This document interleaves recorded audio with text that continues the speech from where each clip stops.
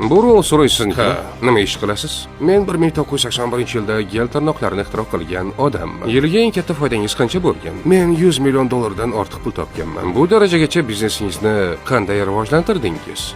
Hammasi Venice Beach'dagi plyajda $200 bilan boshlangan. Mana o'sha kunga tushgan suratim ham bor.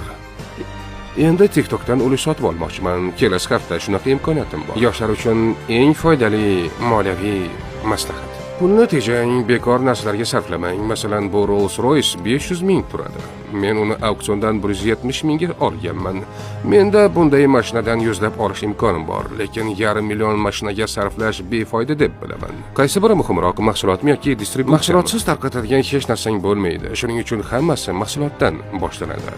Nega butun dunyo bo'ylab ishlashga qaror qildingiz? Ko'pchilik xalqaro bozorni o'ylamaydi-ham.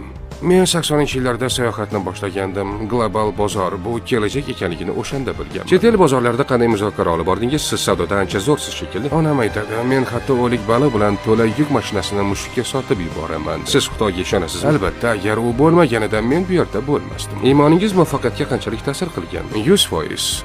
Menimcha hayotda eng muhimi odamlarga o'zing xohlagan muomalani qil va hech qachon boshqalarga qizingga ravo ko'rmagan narsani qilma. Shu kabi motivatsion videolarni topish uchun bizga obuna bo'ling.